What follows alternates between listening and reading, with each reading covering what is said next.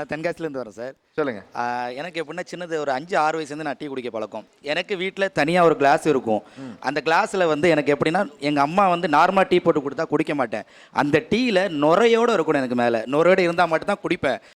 கண்டிப்பாக என் வீட்டில் எங்கள் அம்மா அந்த ஷோவை பார்த்தாங்கன்னா கண்டிப்பாக இன்னும் அதை நான் மறக்காமல் இருக்கேன்னு சொல்லி எங்கள் அம்மா கண்டிப்பாக அதை மிஸ் பண்ணுவாங்க.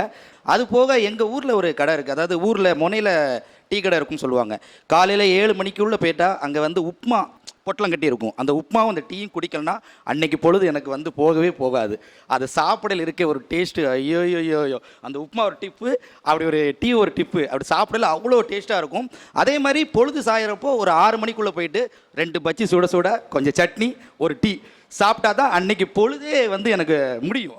ஆனால் எங்கள் அம்மா சொல்லி வளர்த்தது என்னென்னா, எங்கள் காஃபி வந்து அதிகமாக சாப்பிடக்கூடாது, உடம்புக்கு கேடு அப்படின்னு சொல்லி தான் எங்கள் அப்பா இருந்தே வளர்த்துருக்காங்க எங்களை. Coffee with my husband sir. ஏன்னா நான் காஃபியே குடித்தது கிடையாது டில் 23-24.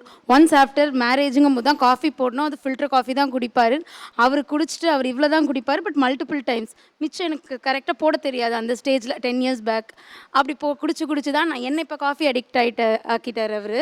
மோரோவர் அந்த 11 o'clock நாங்கள் 2 பேர் ஒர்க் ஃப்ரம் ஹோம்னால இந்த பசங்களோட நம்ம மார்னிங் அந்த காஃபிலாம் கூட ஒரு பீஸ்ஃபுல்லாக இருக்காது. அந்த 11 AM 2 பேரும் அவங்கவுங்க ஒர்க்கெல்லாம் பாஸ் பண்ணிவிட்டு எங்களுக்காக அந்த ஒரு 15 minutes நாங்கள் பேசிட்டு குடிப்போம். வியர்டாக பேசுவோம், நாங்கள் லைஃப்பை பற்றியோ எதை பற்றியுமே பேசாமல். இல்லைனா முன்னாடி நாள் சண்டை கூட, நிஷா காஃபி தெரியா, அந்த 11 o'clock கேட்கும்போது அது போயிடும்.